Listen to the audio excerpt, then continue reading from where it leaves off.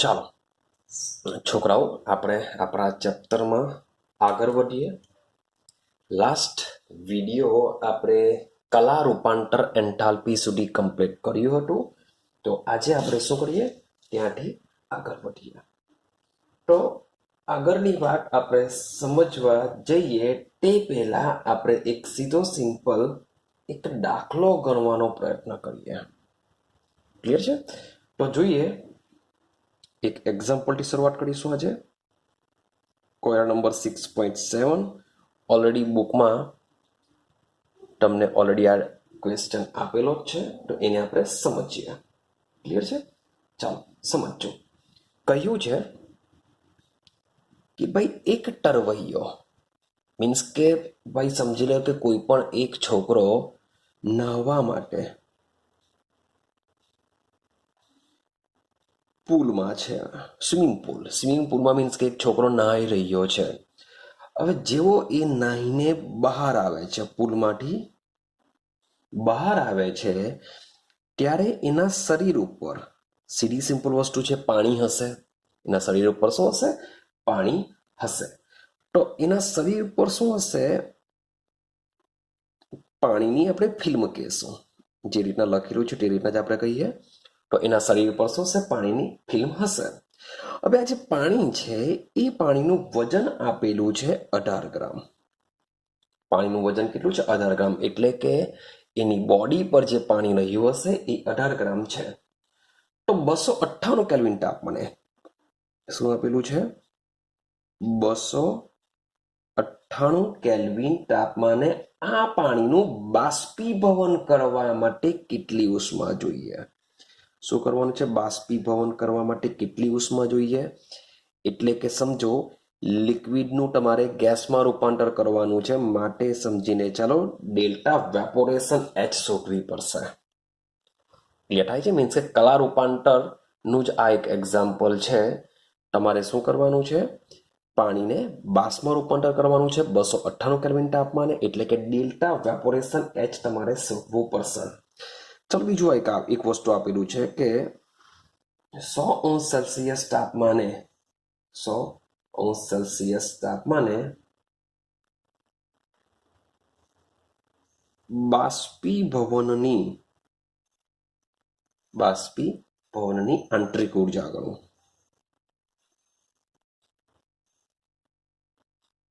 આંતરિક ઉર્જા ગણો. 100 અંશ સેલ્સિયસ તાપમાને શું કરવાનું છે? બાષ્પીભવનની આંતરિક ઉર્જા એટલે કે ડેલ્ટા યુ પણ આપણે શોધવાનું છે. આગળ જઈએ. પાણી માટે આપેલું છે ડેલ્ટા વેપોરેશન એચ. પાણી માટે આપેલું છે, પાણી માટે ડેલ્ટા વેપોરેશન એચ પ્રમાણિત અવસ્થામાં આપેલું છે 373 કેલ્વિન તાપમાને. એનું વેલ્યુ આપેલું છે 40.66 કિલોજૂલ પ્રતિ મોલ. ઓકે, તો આ રીતના મીન્સ કે તમને એક રકમ આપેલી છે. મીન્સ કે 2 કે 3 માર્ક્સમાં સ્કૂલ લેવલ પર ભાઈ પૂછી શકાય છે. તો શું કહેવા માંગે છે સમજો કે ભાઈ એક ટરવૈયો છે, સ્વિમિંગ પુલમાંથી માની લો કે એક છોકરો બહાર આવે છે, તો એના શરીર પર પાણી હોય છે. તો એ પાણી કેટલું છે? 18 ગ્રામ છે. હવે આ 18 ગ્રામ જેટલું જે પાણી છે એ પાણીને આપણે શું કરાવવાનું છે? બાષ્પીભવન કરાવવાનું છે. કેટલા? એ 100 સેલ્સિયસ. ને અહીંયા તમને ડેલ્ટા વેપોરેશન એચ જે પાણી માટે આપેલું છે તે 40.66 કિલોજૂલ પ્રતિ મોલ જેટલું વેપોરેશન એન્થાલ્પી આપેલી છે 100 સેલ્સિયસ. ક્લિયર? તો 298 કેલ્વિને ડેલ્ટા વેપોરેશન એચ શોધવાની છે, અને સાથે સાથે 100 અંશ સેલ્સિયસ તાપમાને પાણીની આંતરિક ઉર્જા એટલે કે ડેલ્ટા યુ પણ શોધવાનું છે. હવે 100 અંશ સેલ્સિયસનો મતલબ જ એવો થાય કે 373 કેલ્વિનની વાત ચાલે છે. 373 કેલ્વિન તાપમાને પાણી માટે ડેલ્ટા વેપોરેશન એચ આપી છે. ને આ 25°C તાપમાને આપણે ડેલ્ટા વેપોરેશન એચ શોધવું પડશે. આઈડિયા આવે છે? મીન્સ કે આપણી પાસે જે H2O જે લિક્વિડ છે એ લિક્વિડનું કન્વર્ઝન આપણે કરવાનું છે H2O ગેસની અંદર. આઈડિયા આવે છે? અને આ આપેલું છે 18 ગ્રામ. તો ભાઈ એક વસ્તુ સીધી સિમ્પલ છે કે માન લો કે જેટલું પણ બોડી ઉપર પાણી હશે એનું શું થવાનું છે? વરાળમાં રૂપાંતર થવાનું. તો 18 ગ્રામ પાણી હશે તો વરાળ પણ કેટલી બનશે? ભાઈ 18 ગ્રામ જ બનશે. હા કે ના? તો આપણે શું કરીશું? સૌથી પહેલા આ જે ગ્રામ છે એ ગ્રામનું કન્વર્ઝન શામાં કરીએ? મોલમાં કરીએ. કારણ કે જે બી ઉર્જા આપણે જે માપીએ ડેલ્ટામાં કિલો જૂલ પ્રતિ મોલમાં જ માપીએ છીએ. કિલો જૂલ પ્રતિ મોલ મીન્સ કે જે બી ઉર્જા શોધીશું એ મોલમાં શોધીશું. માટે સૌથી પહેલા આ ગ્રામનું શું કરીશું? મોલમાં રૂપાંતર કરીએ. તો 18 ગ્રામ પાણી માટે મોલ ઇઝ ઇક્વલ ટુ સૂત્ર શું આવશે? વજનના છેદમાં અણુભાર. વજન છે આપણું 18 ગ્રામ. અણુભાર પાણીનો કેટલો થશે? 18 ગ્રામ પ્રતિ મોલ. તો ગ્રામ ગ્રામ કેન્સલ થઈ જશે માટે આન્સર આવી જશે 1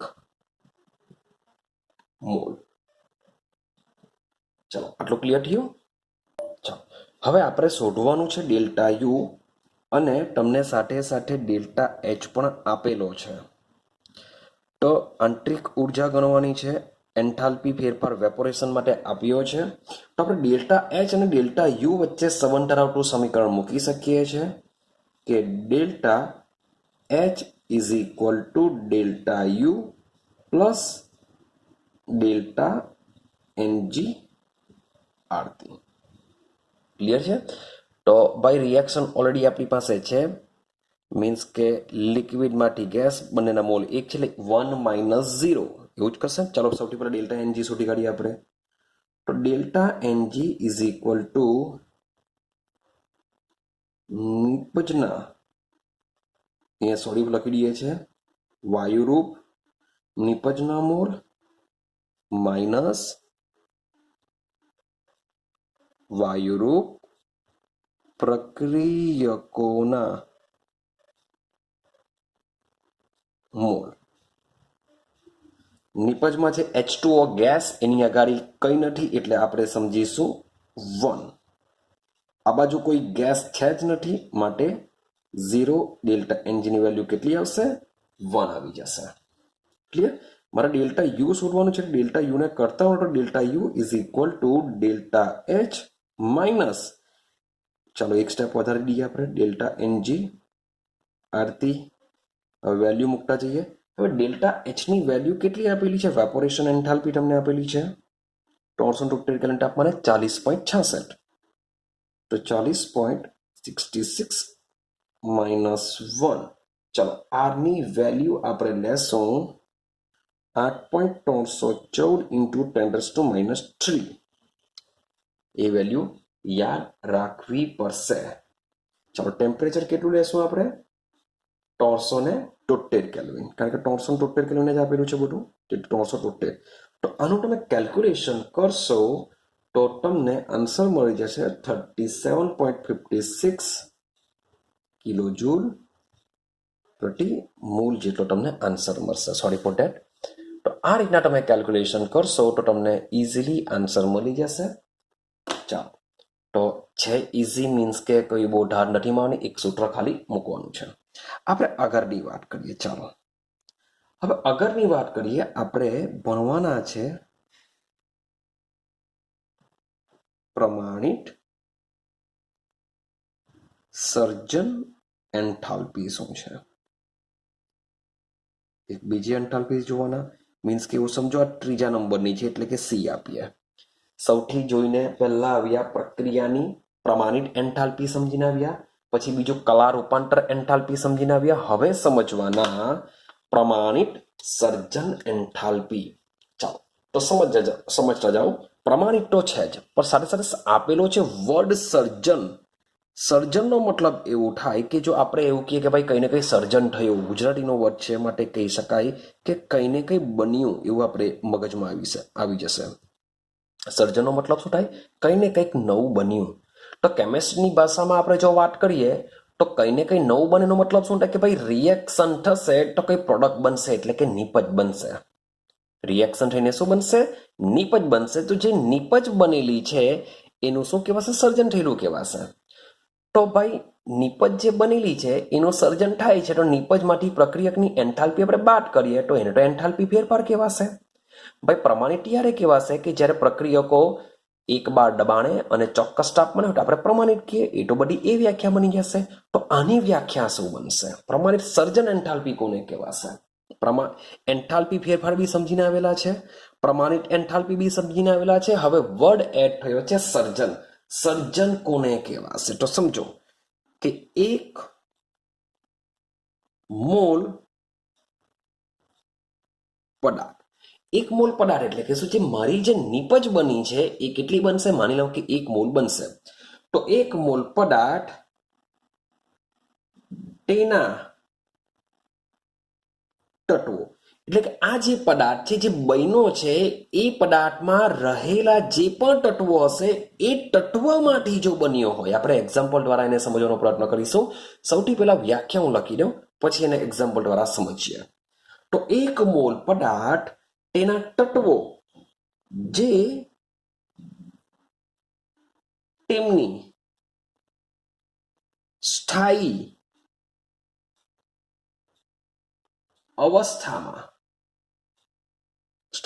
અવસ્થામાંથી રચાતા હોય ત્યારે થતા એન્થાલ્પી ફેરફારને આપણે શું કહેશું? એની પ્રમાણિત સર્જન એન્થાલ્પી કહેવાશે. અને બીજું અહીંયા મોલ શબ્દ વાપરી દેલો છે એટલે તમે બોલી શકો પ્રમાણિત સર્જન મોલર એન્થાલ્પી કહેવાશે. પ્રમાણિત સર્જન મોલર એન્થાલ્પી તરીકે ઓળખી શકાય છે. અને તેને સંજ્ઞા સ્વરૂપે સમજો. ફેરફાર છે એટલે ડેલ્ટા લખવાના જ, એન્થાલ્પી છે એટલે એચ પણ લખવાના, પ્રમાણિત છે એટલે આ પણ લખવાના. હવે સર્જન છે માટે એના માટે આપણે અહીં એફ શબ્દ વાપરીશું, ડેલ્ટા એફ એચ. ક્લિયર થાય છે? આ એની સંજ્ઞા છે. આઈડિયા આવી ગઈ? હવે સમજવાનો પ્રયત્ન કરીએ કે ભાઈ 1 મોલ પદાર્થ તેના તત્વો જે તેની સ્થાયી અવસ્થામાં હોય. તો સૌથી પહેલા આ એફ શું છે? આ જે પાદાંક તરીકે આપણે જે દર્શાવ્યું છે તે શું કહેવા માંગે છે એને સમજીએ. તો સમજો કે મારી પાસે જે નિપજ બની, નિપજને આપણે શું કહીએ છીએ? પદાર્થ કહીએ છીએ. આ જે પદાર્થ જે નિપજ જે બની છે એ એના તત્વોના શામાં હોવા જોઈએ? પ્રમાણિત અવસ્થામાં તત્વો હોવા જોઈએ. શામાં હોવા જોઈએ? પ્રમાણિત અવસ્થામાં. મીન્સ કે મારી જે રિએક્શન થશે, ચાલો માની લો કે એક્ઝામ્પલ આપણે સમજીએ કે માની લો કે મારી પાસે એક્ઝામ્પલ તરીકે છે H2 gas plus O2 gas. It gives બનશે શું? H2O બનશે, એ લિક્વિડ બનશે. તો આ પ્રોસેસ માટે હું ડેલ્ટા એફએચ દર્શાવવા -285.8 કિલોજૂલ પ્રતિ મોલ. સમજો તો અહીં ડેલ્ટા એફએચ આટલી વેલ્યુ એની આવે છે, પણ શું સમજાવવા માંગે છે? એફ શું સમજાવ? કેમ અહીં એફ લખવામાં આવ્યો? કેમ અહીં એફ લખવામાં આવ્યો?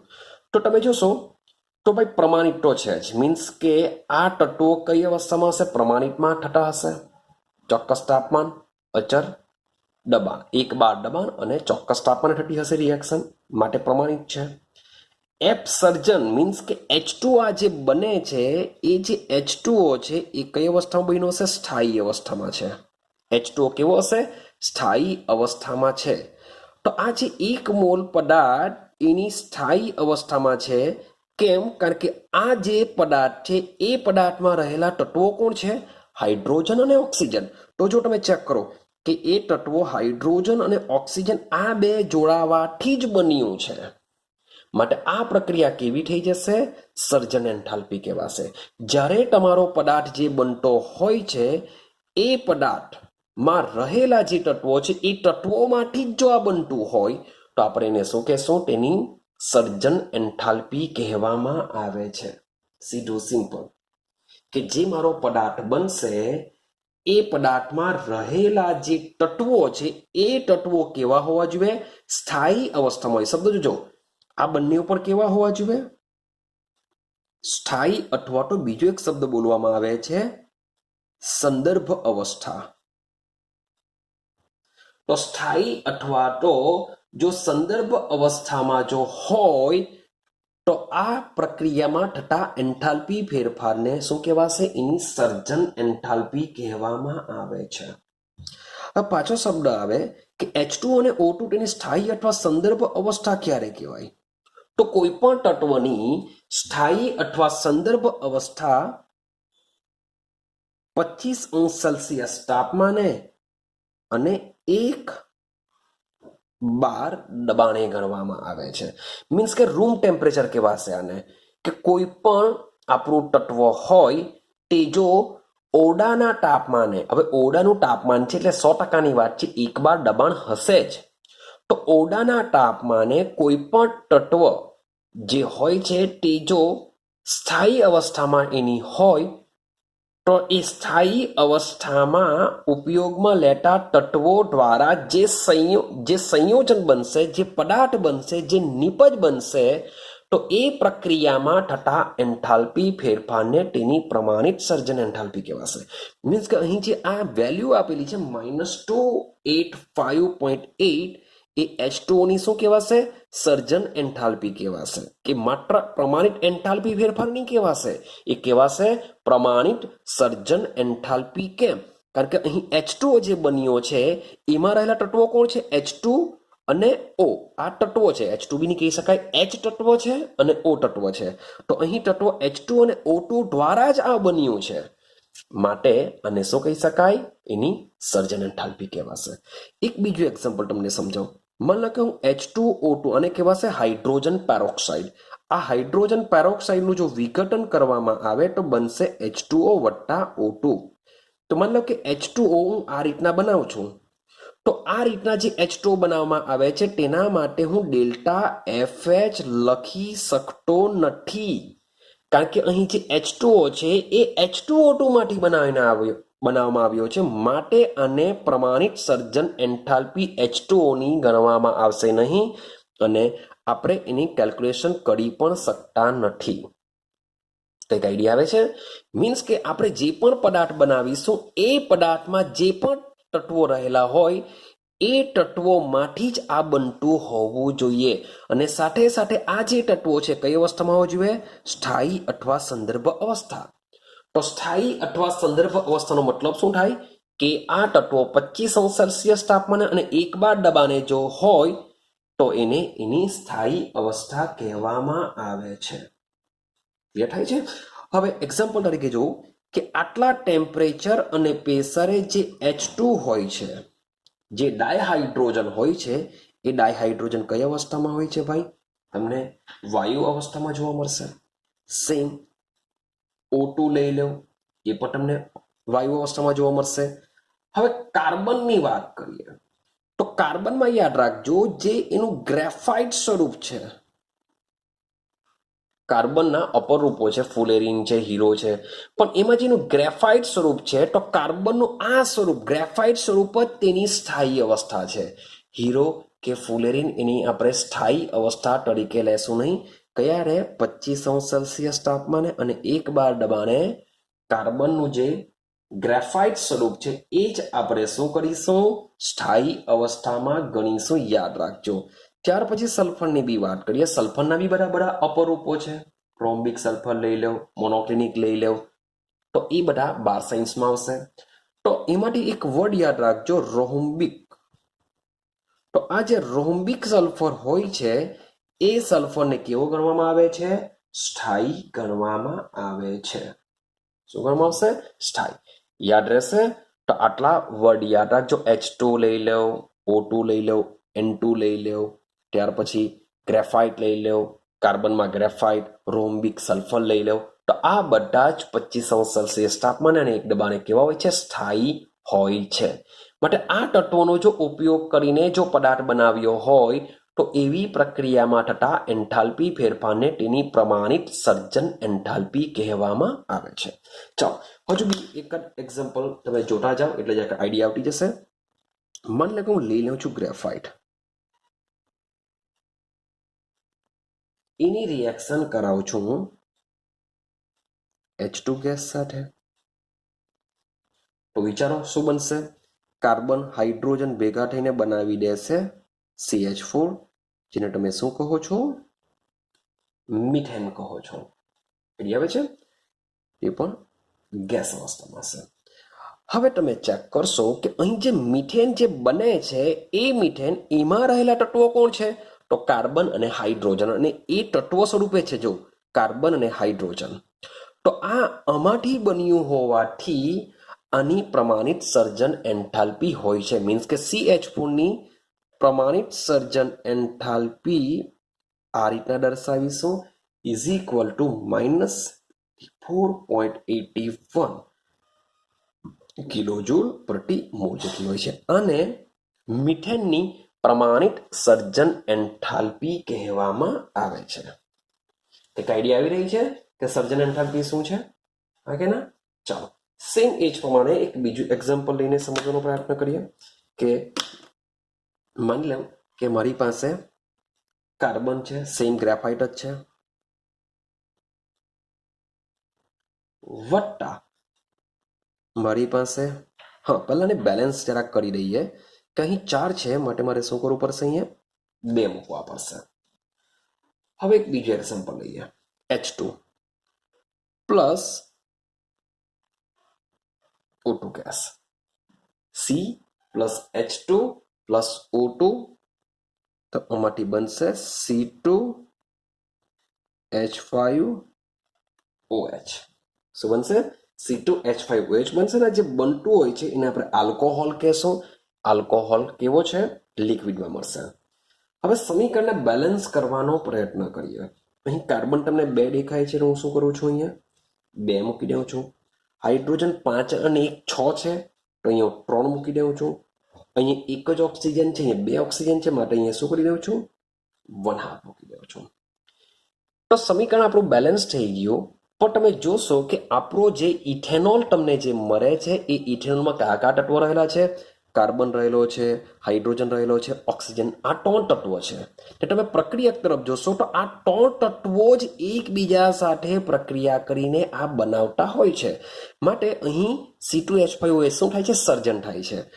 માટે એની જે સર્જન એન્થાલ્પી છે એ સર્જન એન્થાલ્પી આપણે લખી શકીએ છીએ -7.7 કિલોજૂલ પ્રતિ મોલ. તો આઈડિયા આવી ગઈ હશે કે આપણો જે પદાર્થ જે નિર્માણ પામે છે, જે બને છે, એ પદાર્થ તેના તત્વોની પ્રમાણિત અવસ્થામાંથી બનતો હોય તો પ્રક્રિયામાં થતા એન્થાલ્પી ફેરફારને આપણે શું કહેશું? પ્રમાણિત સર્જન મોલર એન્થાલ્પી કહેશું. શબ્દ છે મોલર એન્થાલ્પી. કેમ? કારણ કે ચેક જો કરીએ, આપણે અહીં સૌથી પહેલા H2 બનાવીને આવ્યા. કેટલો બન્યો? 1 મોલ બનાવીને આવ્યા. ભાઈ મિથેન બનાવીને આવ્યા. કેટલો બન્યો? ભાઈ 1 મોલ બનાવીને આવ્યા. ભાઈ C2H5OH બન્યો. કેટલો બનાવીને આવ્યા? 1 મોલ બનાવીને આવ્યા. બધા જ 1 મોલ બનતા હોય છે. માટે પ્રમાણિત સર્જન આપણે મોલર એન્થાલ્પી થી ઓળખીશું.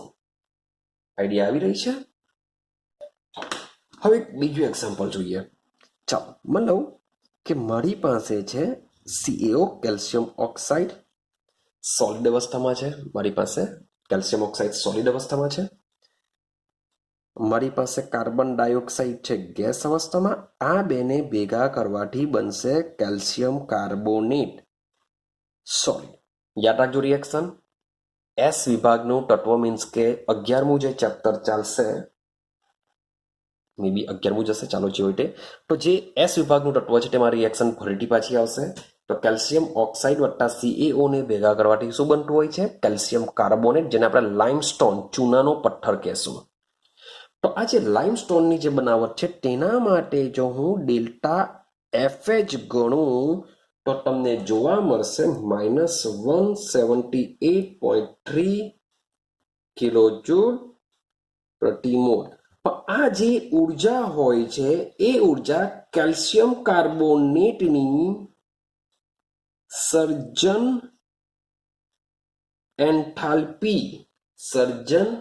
એન્થાલ્પી કહેવામાં આવતી નથી.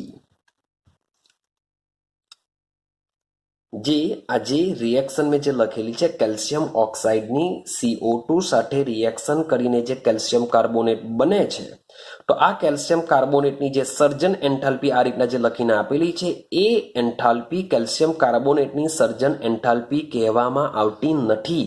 કેમ? વ્યાખ્યા શું છે કે આપણે જે પણ પદાર્થ બનાવીએ છીએ એ કેટલો બનાવીએ છીએ? 1 મોલ બનાવીએ છીએ ભાઈ બહેનો. પણ આમાં રહેલા તત્વો કોણ છે? કેલ્શિયમ હોવા જોઈએ, કાર્બન હોવો જોઈએ, ઓક્સિજન હોવો જોઈએ. આ 3 તત્વો છે. પણ આ 3 તત્વોમાંથી આ વસ્તુ બન્યું નથી. હા, એવું જો હટે કેલ્શિયમ વત્તા કાર્બન, ભાઈ અહીંયાથી બી ગ્રેફાઇટ જ લેવું પડે, ગ્રેફાઇટ વત્તા O2, આ 3ને ભેગો થઈને જો CaCO3 બન્યો હતે તો આપણે કહી શકીએ કે એની પ્રમાણિત સર્જન એન્થાલ્પી છે. પણ અહીં કેલ્શિયમ ઓક્સાઇડ અને CO2 જે તત્વ નથી, આ સંયોજન છે, અને સંયોજનમાંથી કેલ્શિયમ કાર્બોનેટ બન્યું છે. માટે આ એન્થાલ્પીને કેલ્શિયમ કાર્બોનેટની સર્જન એન્થાલ્પી કહેવામાં આવતી નથી, કારણ કે તેના ઘટક તત્વોમાંથી આ બનતું નથી. આઈડિયા આવી છે? તો આ એક વસ્તુ બી યાદ રાખવાનું કે આપણે કોને પ્રમાણિત સર્જન એન્થાલ્પી કહી શકીશું. આગળ જજો. ચાલો એક બીજી રિએક્શન તમને સમજીએ, જેથી કન્ફ્યુઝન ક્લિયર થઈ જશે બધું. હવે એક બીજી રિએક્શન જોઈએ. માન લો કે મારી પાસે છે H2 પ્લસ Br2. તો આ બે પ્રોસેસ કરીને બનાવશે HBr.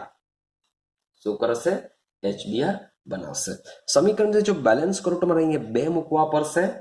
તો અહીં આ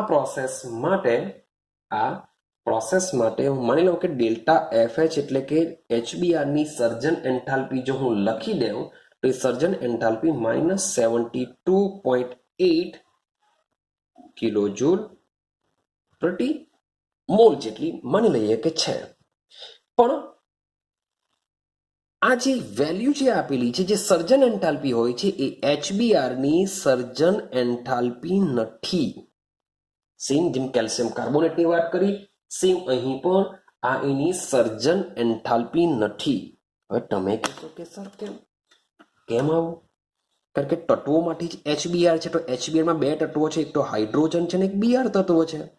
નહીં હાઇડ્રોજન અને Br જ પાર્ટિસિપેટ થાય છે, તો કેમ નથી?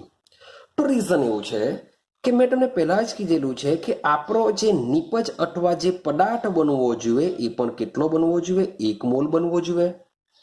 પણ તેની જગ્યાએ કેટલો બન્યો છે? 2 મોલ આપણો પદાર્થ બન્યો છે. બનવો કેટલો જોઈએ? 1 મોલ. મતલબ જેટલી બી ઉર્જા હશે એ ઉર્જાને HBr ની પ્રમાણિત સર્જન એન્થાલ્પી ગણવામાં આવતી નથી. તો આ એન્થાલ્પી શું કહી શકાય? હા, એને તમે રિએક્શન પ્રક્રિયાની પ્રમાણિત એન્થાલ્પી કહી શકો છો. તો પેલા કેલ્શિયમ કાર્બોનેટમાં પણ જે આપણે ઉર્જા હતી એ કેલ્શિયમ કાર્બોનેટની શું પ્રક્રિયાની પ્રમાણિત એન્થાલ્પી તમે કહી શકો છો, પણ પ્રમાણિત સર્જન એન્થાલ્પી કહી શકવાના નથી. પરંતુ આપણે એક વસ્તુ કરી શકીએ કે અહીં આપણે 1 જ મોલ બનાવવાનો છે. મીન્સ કે આ 2 કેન્સલ થવા જોઈએ. તો આ 2 બંનેને જો આપી દઈએ કે મારી પાસે અહીં H2 છે વત્તા Br2 છે, ઇટ ગીવ્સ, અહીં હું માત્ર લખું છું HBr. કારણ કે મારે 2 જો હું ગાયબ કરું તો આ 1 મોલ બની જશે. તો 2 ભાઈ આ બંનેને આપી દઉં તો આ બાજુ આવશે, તો ભાગાકારમાં લખી દઉં બંનેને. તો અહીં જે ડેલ્ટા FH જે તમારી છે અથવા તો જે રિએક્શનની એન્થાલ્પી છે એમાં બી શું થશે? ભાગ્યા 2 થઈ જશે. ભાગ્યા 2 થશે એટલે કે આની અડધી તમારી ગણિકારો 36.8 ના અડધા 4 કરી દો. 36 દુ 72, 4 દુ 8, તો આ તમારી થઈ જશે કિલો જૂલ પ્રતિ મોલ. તો આને તમારી પ્રમાણિત સર્જન એન્થાલ્પી કહી શકાશે. અને શું કહી શકાશે? પ્રમાણિત સર્જન એન્થાલ્પી તમે આને કહી શકો છો. પણ આને શું કહેવાશે? પ્રમાણિત પ્રક્રિયાની એન્થાલ્પી. જ્યારે આને કહી શકાશે પ્રમાણિત સોલર એન્થાલ્પી કહી શકાશે. તો ભાઈ હવે તમને એટલું વસ્તુ ક્લિયર થઈ ગયું હશે. બે વસ્તુ યાદ રાખવાનું છે. એક તો તમારી જે નીપજ બનતી હશે એ 100% એક જ મોલ બનવી જોઈએ. એક મોલ બની ગયા બાદ એમાં રહેલા જે તત્વો છે એ તત્વોમાંથી જ જો તમારી નીપજ બનતી હોય તો જ એને આપણે પ્રમાણિત સર્જન મોલર એન્થાલ્પી કહી શકીશું. જો આવું જો ન હોય તો એને આપણે પ્રક્રિયાની પ્રમાણિત એન્થાલ્પી કહીશું. મોલર સર્જન એન્થાલ્પી તેને કહેવાશે નહીં. એને માત્ર શું કહેવાશે? પ્રક્રિયાની પ્રમાણિત એન્થાલ્પી કહેવાશે. આઈડિયા આવે છે? હા કે ના? હવે સમજો ભાઈ, પ્રણાલિકા શબ્દ બોલાય છે. પ્રણાલિકા પ્રમાણે એટલે કે એવું માનવામાં આવી રહ્યું છે, પહેલેથી એવું ડિસાઇડ થઈ ગયું છે પહેલાના સમયમાં કે આ જે પ્રમાણિત જે તત્વો છે, પ્રમાણિત તત્વોની જે એન્થાલ્પી છે એ એન્થાલ્પી આ પ્રમાણિત તત્વો ક્યારે? એટલે કે એની સંદર્ભ અવસ્થામાં. સંદર્ભ અવસ્થા ક્યારે કહેવાશે? 25°C તાપમાને અને 1 બાર દબાણે. તો જે બી તત્વો 25°C તાપમાને અને 1 બાર દબાણે તેની સંદર્ભ અવસ્થામાં હશે એ તત્વોની એન્થાલ્પી 0 લેવામાં આવે છે, શૂન્ય સ્વીકારવામાં આવી છે. એક એક્ઝામ્પલ સીધું સિમ્પલ આપી દઉં તમને. એક મજાનું કોષ્ટક આપેલું છે. તો એ કોષ્ટકમાં મે બી જેટલા પણ 0 છે ને, જેટલા પણ 0 ખાલી એટલા યાદ રાખી દેજો. જેટલા પણ તમને વેલ્યુ 0 આપેલી છે એ બધા ખાલી યાદ કરી લેજો. બીજા તમારે વેલ્યુ યાદ રાખવાની નથી. જો એક્ઝામમાં દાખલો પૂછાશે તો તમને વેલ્યુ આપી દેવામાં આવશે, પણ જે પ્રમાણિત હશે તેની વેલ્યુ આપવામાં આવતી નથી. એની આપણે 0 સ્વીકારવાની હોય છે. તો એક એક્ઝામ્પલ આપું કે 25°C તાપમાન અને 1 બાર દબાણે હું Br2 ની વાત કરું. Br2 bromine. આ જે બ્રોમિન જે હોય છે એ બ્રોમિન એકચ્યુઅલી ઓરડાના તાપમાને કઈ અવસ્થામાં હોય છે? લિક્વિડ અવસ્થામાં હોય છે. 25°C તાપમાને અને 1 બાર દબાણે બ્રોમિન શું હોય છે? લિક્વિડ અવસ્થામાં હોય છે, એટલે કે પ્રવાહી અવસ્થામાં હોય છે. આ અવસ્થામાં 0 લેવામાં આવે છે. પણ આ જ 25°C તાપમાન અને 1 બાર દબાણે જો Br2 જો તમને ગેસ અવસ્થામાં આપ્યો હોય, Br2 શામાં આપ્યો હોય? ગેસ અવસ્થામાં આપ્યો હોય, તો by is not equal to 0. એટલે કે આની એન્થાલ્પી Br2 ગેસની એન્થાલ્પી 0 હોતી નથી. કારણ કે 25°C તાપમાને અને 1 બાર દબાણે જે બ્રોમિન હોય છે, બ્રોમિન શામાં હોય છે? પ્રવાહી અવસ્થામાં હોય છે, ગેસમાં હોતું નથી. પણ જો તમે 25°C અને 1 બાર દબાણે એને તમે ગેસ અવસ્થામાં લેશો તો એની એન્થાલ્પી 0 લેવામાં આવતી નથી. એની એન્થાલ્પીનું મૂલ્ય હોય છે. માટે એવું નથી કે તત્વ જે હશે એ બધા તત્વોનું તમે 0 લઈ લેશો. તત્વ આપેલું છે 0, તત્વ આપેલું છે 0. ના, એવું હોતું નથી. પણ 25°C તાપમાન અને 1 બાર દબાણે તત્વ ઓરડાના તાપમાને જેમાં હોય તે એની સંદર્ભ અવસ્થા અથવા સ્થાયી અવસ્થા કહેવાશે. મીન્સ કે બ્રોમિન 25°C તાપમાને 1 બાર દબાણે કઈ અવસ્થામાં હોય છે? પ્રવાહી અવસ્થામાં જોવા મળે છે. માટે એની એન્થાલ્પી 0. પણ આટલા જ ટેમ્પરેચર અને પ્રેશરે તમે જો એને રિએક્શનમાં જો એને ગેસ અવસ્થામાં આપ્યો હોય તો એની એન્થાલ્પી 0 ગણવામાં આવતી નથી. ક્લિયર થાય છે? તો આ વસ્તુ દિમાગમાં ફિટ કરી દેજો. ક્લિયર થાય છે? તો હવે સમજો, માન લો કે ફરીથી પાછા આપણે કેલ્શિયમ કાર્બોનેટ પાસે જઈએ. CaCO3 સોલિડ અવસ્થામાં હોય છે. એનું જો વિઘટન થાય, આ ડેલ્ટા શબ્દ છે, ત્રિકોણ નથી ભાઈ, મેથ્સ નથી ભણતા આપણે, તો એરા ઉપર આ જે લખેલું હોય છે ત્રિકોણ, જેને આપણે ડેલ્ટા કહીએ છીએ, જે ઉષ્માનો સંદર્ભ કરે છે, ઉષ્મા દર્શાવે છે. તો CaCO3 નું વિઘટન જો કરીએ તો બે વસ્તુ મને મળશે, CaO solid plus CO2 gas, અને આ બેને ભેગા કરવાથી પણ આ બની શકે છે, મીન્સ કે રિએક્શન રિવર્સિબલ છે, પ્રતિવર્તી પ્રક્રિયા છે. આના પછીનું જે ચેપ્ટર છે એમાં આ મુજબની જ રિએક્શન સમજવાના છે કે જેમાં પ્રક્રિયકનું નિપજમાં બી રૂપાંતર થઈ શકતું હોય અને નિપજનું પ્રક્રિયકમાં પણ રૂપાંતર થઈ શકતું હોય. આવી જ રિએક્શનને સમજવું છે. હવે સમજો કે માની લો કે આ એક રિએક્શન છે, આ એક રિએક્શન છે, એમાં કેલ્શિયમ કાર્બોનેટને આપણે વિઘટન કરીએ છીએ, પણ જ્યારે મીન્સ કે આ પ્રોસેસની શોધ થઈ હશે, જ્યારે આ પ્રોસેસની શોધ થઈ હશે ત્યારે સૌથી પહેલા મીન્સ કે કેવી રીતના શોધ થઈ હશે એને આપણે સમજવાનો પ્રયત્ન કરીએ. અથવા તો એવું કહી રાખો કે આપણે કેલ્શિયમ કાર્બોનેટનું વિઘટન કરવા માટે કેટલી ઉષ્માની જરૂર પડશે એ મારે શોધવી છે. કે કોઈ રિએક્શન આપેલી હોય, મીન્સ કે રિએક્શન વિઘટન વાળી છે, તો આનું વિઘટન કરવા માટે મારે કેટલી ઉષ્માની જરૂર પડશે એ મારે શોધવાની છે. એટલે કે આ રિએક્શન માટે તમારે શું શોધવું પડશે? પ્રક્રિયાની એન્થાલ્પી, પ્રમાણિત એન્થાલ્પી ફેરફાર શોધવો પડશે. પ્રક્રિયાની પ્રમાણિત એન્થાલ્પી ફેરફાર શોધવું પડશે. તો યાર પ્રક્રિયાની પ્રમાણિત એન્થાલ્પી ફેરફાર આપણે આગળ પણ સમજીને આવેલા છે, એનું સૂત્ર સમજીને આવેલા છે કે ડેલ્ટા RH પ્રમાણિત ઇઝ ઇક્વલ ટુ, તો શું લખી શકાશે? યાદ કરો, આપણે એક કોમન એક્ઝામ્પલ પર લખતા કે એક્સપોનેન્શિયલ આઈ, શું લખતા? AI ડેલ્ટા FH, શું લખું છું? ડેલ્ટા FH, એ પણ પ્રમાણિત અવસ્થામાં. અહીંયા લખી દેશું નિપજો. અહીં F કેમ લખ્યો એ તમને હું પછી કહું. માઇનસ આઈ, આપણે અહીં BI લખી દઈશું પ્રક્રિયકો માટે. ડેલ્ટા FH લેશું પ્રમાણિત અવસ્થામાં જ, અહીં લખીશું પ્રક્રિયકો. એટલે કે નિપજોની એન્થાલ્પીમાં થોડો ફેરફાર કરવા માટે નિપજોમાંથી પ્રક્રિયકો બાદ કરીશું. હવે અહીંયા જો મેં FH લખેલું છે, મીન્સ કે આ રિએક્શન માટે મારે જો કેલ્શિયમ કાર્બોનેટની વિઘટનની એન્થાલ્પી જો મારે શોધવી હશે, અથવા તો મેં રિએક્શન શરૂઆત અહીંયાથી કરી હોય કે કેલ્શિયમ ઓક્સાઇડ વત્તા CO2 માંથી મારે CaCO3 બનતો છે, તો એના માટે આ પ્રોસેસ ઉષ્માક શોષક હશે કે શેપક હશે? તો ઉષ્માક શેપક પ્રોસેસ માટેની એન્થાલ્પી કેટલી હશે અથવા કેટલી ઉષ્મા ઉત્પન્ન થતી હશે તે જો મારે જાણવું હોય તો આ રીતના રિએક્શન લખીને શોધી શકીએ છીએ. હવે ડેલ્ટા FH નો મતલબ શું થાય? તો મારી નિપજ છે CaO અને CO2. તો CaO અને CO2 ની આપણે સર્જન એન્થાલ્પીનો ઉપયોગ કરીશું. પ્રક્રિયાની પ્રમાણિત એન્થાલ્પી ગણવા માટે આપણે કોનો ઉપયોગ કરીશું? સર્જન એન્થાલ્પીનો. તો આ સર્જન એન્થાલ્પી કેવી રીતે આવી? તો કેલ્શિયમ, મીન્સ કે કેલ્શિયમ લીધો હશે, ઓક્સિજન લીધો હશે, આ બેને ભેગા કરવાથી શું બન્યું હશે? કેલ્શિયમ ઓક્સાઇડ બન્યું હશે.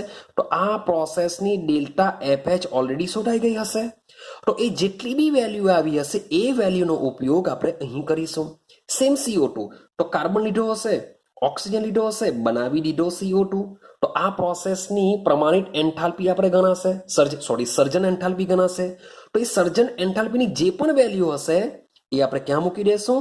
CO2 માં મૂકી દેશું. સેમ કેલ્શિયમ કાર્બોનેટ માટે, તો ભાઈ એની સર્જન એન્થાલ્પી એમાં રહેલા તત્વોની પ્રમાણિત અવસ્થામાંથી જ્યારે બનાવ્યું હશે એનો પણ આપણે ઉપયોગ કરીશું. મીન્સ કે પ્રક્રિયાની પ્રમાણિત એન્થાલ્પી ગણવા માટે આપણી પાસે જે નિપજ અને જે પ્રક્રિયકો છે એની સર્જન એન્થાલ્પીના મૂલ્યનો ઉપયોગ કરીને આપણે પ્રક્રિયાની શું ગણીશું? પ્રમાણિત એન્થાલ્પી ગણીશું. ક્લિયર છે?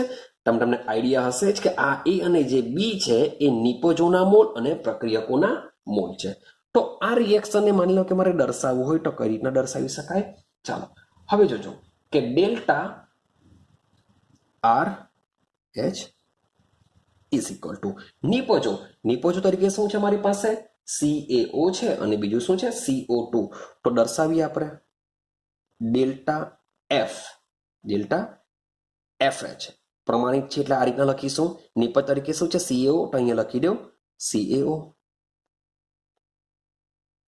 વત્તા, અને આપણે સ્મોલ બ્રેકેટમાં લખીશું અને સ્મોલ એક મોટો કૌંસ કરીએ વત્તા પાછું સ્મોલ બ્રેકેટમાં ડેલ્ટા એફએચ માઇનસ બીજો કયો છે આપણો નિપજ CO2 તો અહીંયા લખી દઈએ આપણે CO2 એની આગળ આપણે કંઈ પણ લખવાનું નથી કેમ કારણ કે CaO અને CO2 ની આગળ કોઈ પણ મોલ નથી જો મોલ હટે તો આપણે અહીંયા દર્શાવતે પણ કંઈ છે નથી આપણે દર્શાવવાની જરૂર નથી આ કૌંસ પૂરો કારણ કે નિપજો જેટલી હતી એ મેં લખી કાઢી માઇનસ હવે પ્રક્રિયકો માટે લખીશું પ્રક્રિયકો તરીકે છે CaCO3 માટે ડેલ્ટા એફ એચ માઇનસ આની આગળ હું કંઈ નથી લખતો કેમ કારણ કે આગળ કંઈ નથી એક પણ મોલ નથી હા એક છે પણ એકને આપણે દર્શાવતા નથી માટે અહીંયા પણ દર્શાવવાનો નથી તો અહીંયા લખી દેશો CaCO3 ની સર્જન એન્થાલ્પી હવે તમે કહેશો કે સર આ બધી સર્જન એન્થાલ્પીના મૂલ્ય અમે લાવીશું ક્યાંથી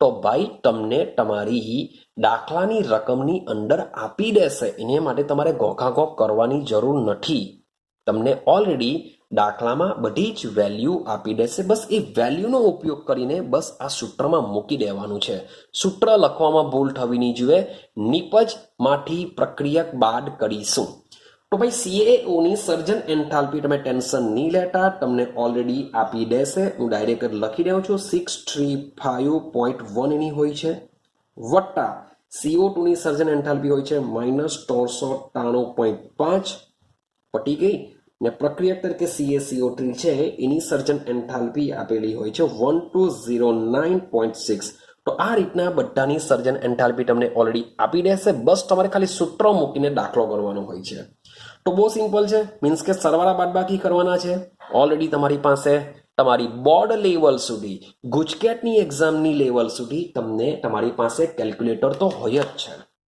તમારી પાસે કેલ્ક્યુલેટર હોય છે ખાલી JEE નીટ એક્ઝામ માટે કોઈ કેલ્ક્યુલેટરનો ઉપયોગ કરવામાં આવતો નથી પણ તમારી જે સ્કૂલ લેવલની એક્ઝામ હોય છે બોર્ડની એક્ઝામ હોય છે ગુજકેટની એક્ઝામ હોય છે એ બધામાં તમે કેલ્ક્યુલેટરનો ઉપયોગ કરી શકો છો તો ભાઈ બહુ સિમ્પલ છે ખાલી કેલ્ક્યુલેશન કરવાનું છે એ બધું તમને સમજાવતો નથી 11 સાયન્સમાં ભણો છો તો 178.3 કિલો જૂલ પ્રતિ મોલ આનો તમારો આન્સર આવી જશે તો આ રીતના પ્રક્રિયાની પ્રમાણિત એન્થાલ્પી ફેરફાર તમે ગણી શકો છો ક્લિયર છે અને આની વેલ્યુ બી તમે ચેક કરી શકો વેલ્યુ કઈ આવેલી છે પ્લસમાં આવી જો ડેલ્ટા એચ ની વેલ્યુ જો ધન મળે પ્લસમાં આવે તો તમને આઈડિયા આવી જશે કે આ પ્રોસેસ કેવી હશે ઉષ્મા શોષક હશે પ્રક્રિયા કેવી હશે ઉષ્મા શોષક હશે માની લો કે ડેલ્ટા RH ની જે વેલ્યુ છે એ જો બાય ઋણ આવતી હોય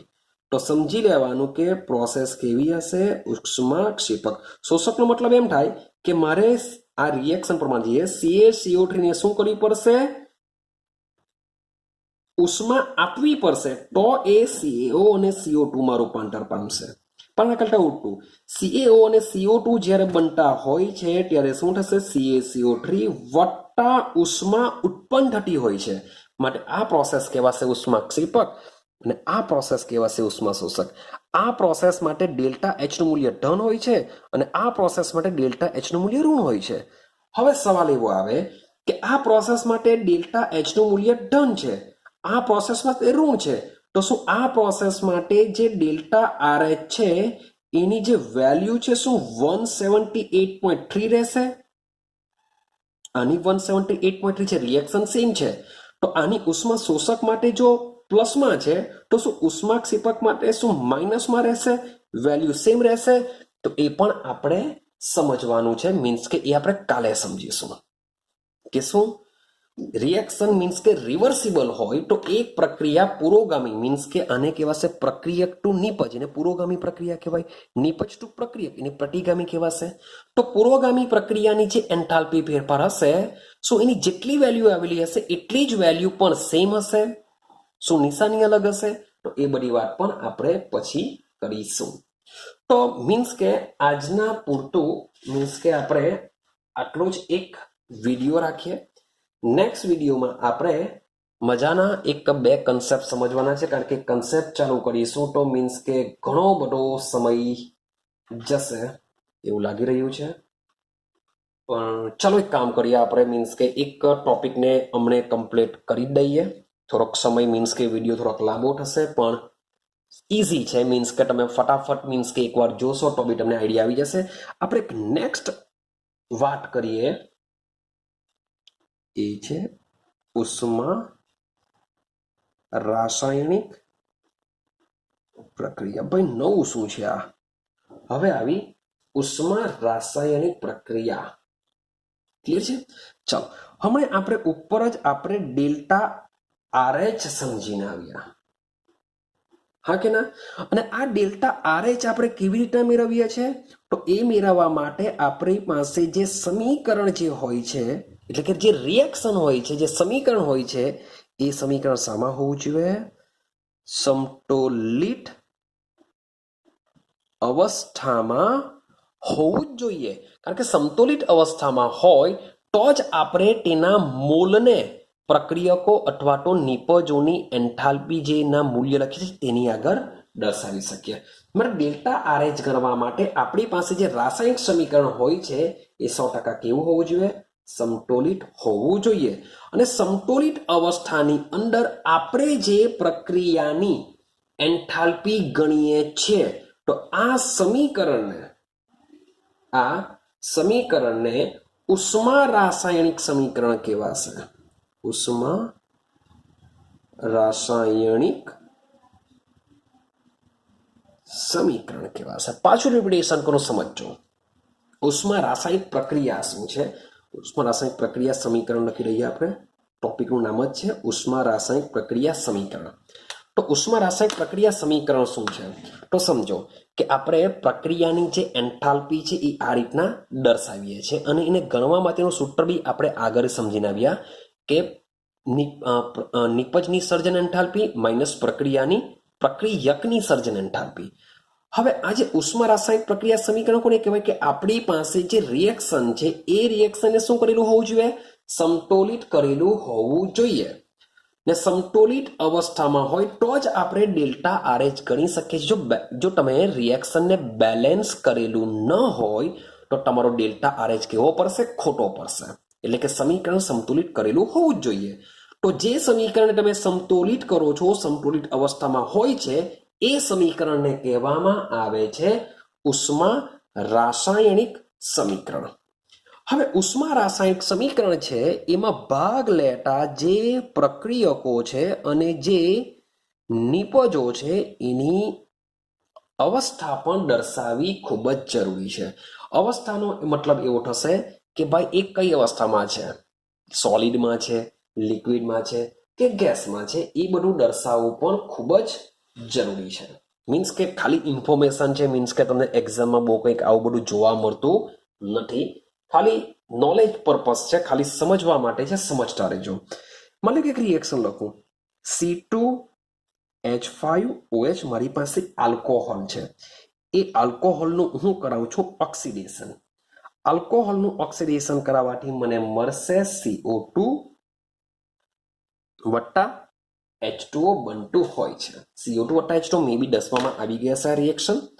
તો આપણે એની અવસ્થા જો દર્શાવીએ તો આ હોય છે લિક્વિડમાં, O2 હોય છે ગેસમાં, CO2 પણ હોય છે ગેસમાં અને જે પાણી બનતું હોય છે લિક્વિડમાં હોય છે. આ જે રિએક્શન છે મેં એની અવસ્થા પણ દર્શાવી, સમીકરણ બી દર્શાવ્યું, તેમ છતાં પણ એને ઉષ્મા રાસાયણિક સમીકરણ નહીં કહેવાશે. એને ઉષ્મા રાસાયણિક સમીકરણ કહેવામાં આવતું નથી. કેમ કહેવામાં આવતું નથી? બીકોઝ ઓફ આપણે સમીકરણને બેલેન્સ કર્યું નથી. તમારું જે રિએક્શન છે એ રિએક્શન બેલેન્સ હોવું જોઈએ, સાથે સાથે એની અવસ્થા દર્શાવેલી હોવી જોઈએ, તો જ આપણે એને ઉષ્મા રાસાયણિક સમીકરણ કહેશું. ને આવા ઉષ્મા રાસાયણિક સમીકરણની જ આપણે ડેલ્ટા RH ગણી શકીએ છીએ. હવે એ પ્રમાણિત હશે કે સર્જન હશે એ બધી વસ્તુ પછીની વાત છે.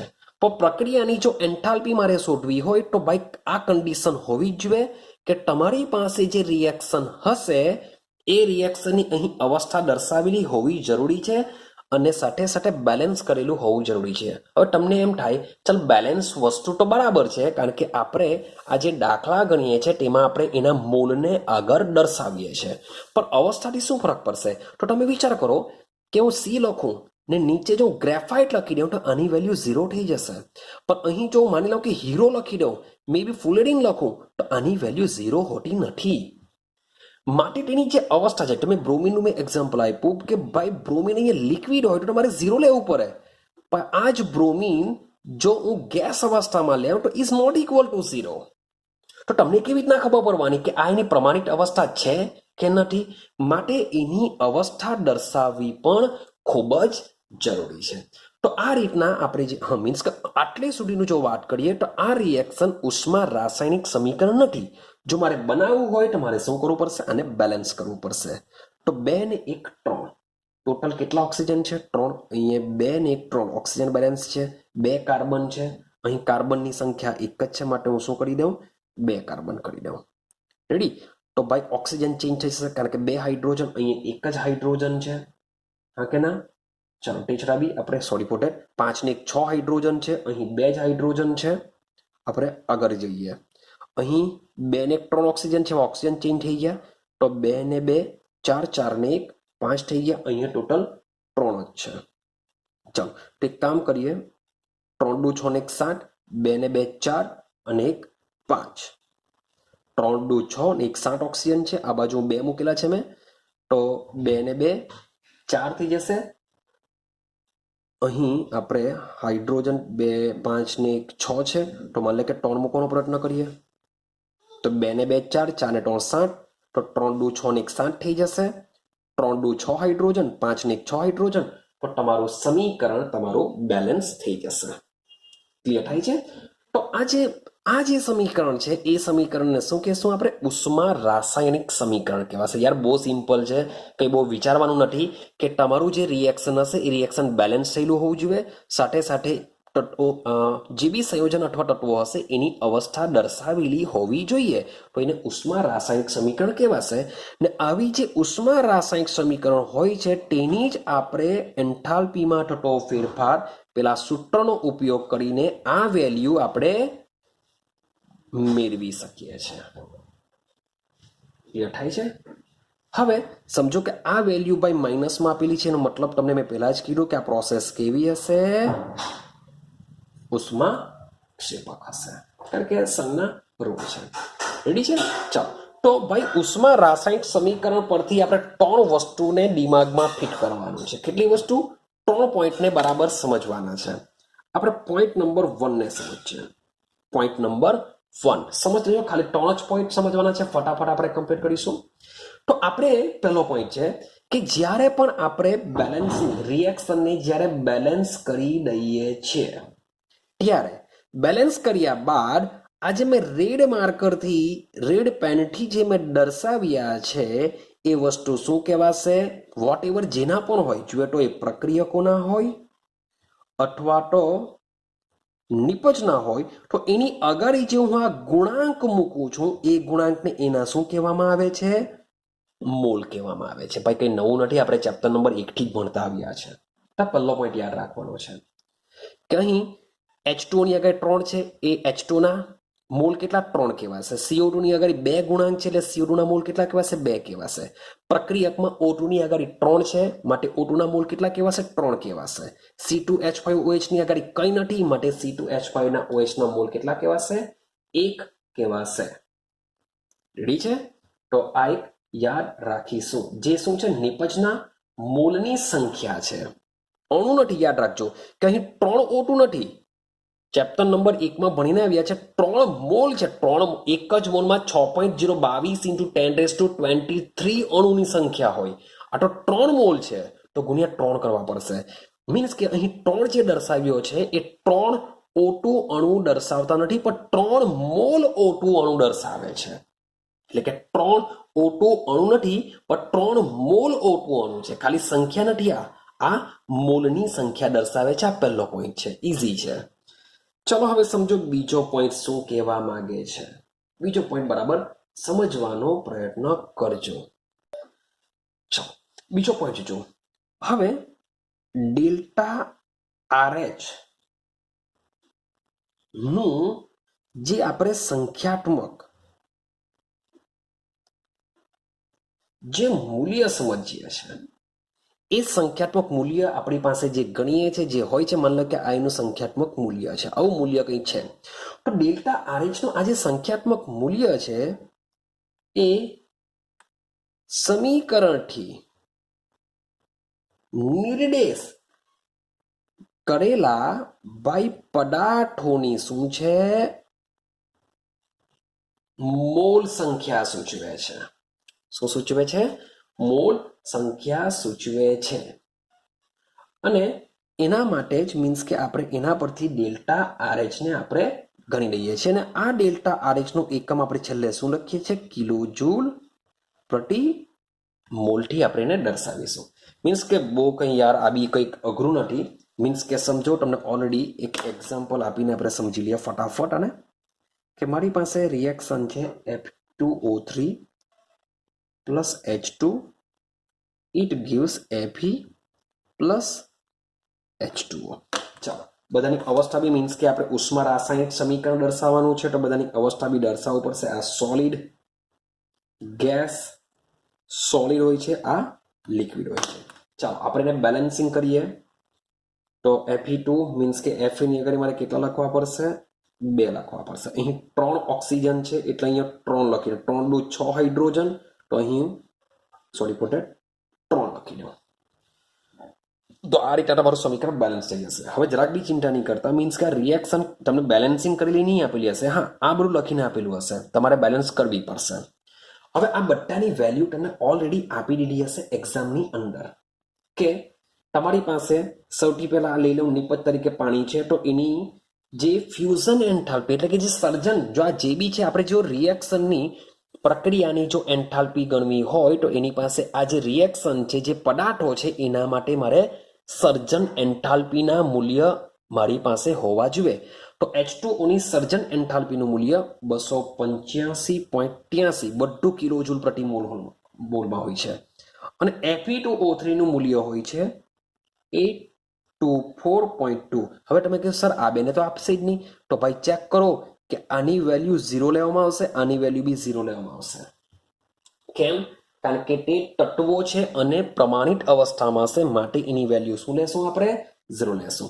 તો સેમ વસ્તુ આપણે શું કરીશું? આ સૂત્ર જે આપણે ઉપર જે દર્શાવ્યું છે એ સૂત્રનો ઉપયોગ કરીને આપણે શું શોધી કાઢીશું? ડેલ્ટા RH શોધી કાઢીશું. ક્લિયર? તો આ પ્રમાણે મીન્સ કે વોટ એવર તમને જે બી સંખ્યા મળશે એ સંખ્યાની પાછળ આપણે શું લખીશું? કિલો જૂલ પ્રતિ મોલ દર્શાવીશું. જે રીતના ઘટે હું એને દર્શાવતો નથી, કારણ કે તમને આવડી જશે. ક્લિયર થાય છે? હવે આ જ રિએક્શનને જરાક બહુ મજાથી લખું, જરાક સમજજો. ચલો, આજે એક સમજવાનો પોઈન્ટ છે કે Fe2O3 સોલિડ વત્તા H2 gas, it gives Fe plus sorry for that balance હમણાં નથી કરતો, H2O લિક્વિડ અને અહીંયા સોલિડ. ચલો, આ રિએક્શન છે. હવે આ રિએક્શનને હું હવે બીજી રીતના સંતુલિત કરું છું. બીજી રીતમાં શું કરા કે અહીં જે 2 છે, અહીં જે 2 છે એ બેને હું કાઢી નાખું અને આ બધાને આપી દઉં. તો શું થશે? અહીં Fe2O3 ની આગળ કંઈ નથી, માટે હું અહીંયા 1/2 લખી દેવા. H2 ની આગળ 3 છે, માટે હું 3/2 કરી દેવા. અહીં 2 છે એટલે 2/2 એટલે કે 1. અહીં શું કરી દેવા? 3/2 કરી દેવા. હવે સવાલ આવે કે આ રીતના જો મૂકી દઉં તો સીધી સિમ્પલ વસ્તુ છે કે તમે ડેલ્ટા RH શોધવાનો પ્રયત્ન કરશો તો તમને શું લાગે કે આ જે રીતના જે મેં શોધેલું છે, મીન્સ કે બંને માટે સમીકરણ સેમ વાપરવાનું છે, પણ હવે આના આગળ મીન્સ કે જે મોલ હશે, આના વેલ્યુ જે હશે, વેલ્યુ કેટલી છે? -824.2. તો તેની આગળ શું લખવું પડશે? 1/2. આની આગળ એક જ લખતા આવતા, આની આગળ 1/2 લખવું પડશે. આ બાટો 0 જ છે એટલે કંઈ વાંધો નથી. હવે H2O ની આગળ આ વેલ્યુની આગળ આની સાથે આપણે 3 ગુણતા હતા, જ્યારે હવે આમાં આની વેલ્યુ માટે આપણે 3/2 ગુણીશું. તો સીધી સિમ્પલ વસ્તુ છે કે આની જે સંખ્યા આવશે કિલો જૂલ પ્રતિ મોલમાં જ આવશે, પણ માન લો કે આને 1 કહી દઉં, આને 2 કહી દઉં, તો delta RH1 is not equal to delta RH2 હોય છે. યાદ રાખજો. કે તમે સમીકરણને બેલેન્સિંગ જો બીજી રીતથી કરશો તો તમારા ડેલ્ટા RH1ની વેલ્યુ કેવી થઈ જશે? બદલાઈ જશે. કેમ? કારણ કે વિચારો, અહીં તમે Fe2O3 નો 1 મોલ વાપરો છો, જ્યારે અહીં તમે Fe2O3 નો અડધો મોલ વાપરો છો. અહીં H2O ના 3 મોલ વાપરો છો. 1.5 3/2 નો મતલબ શું થશે? 1.5.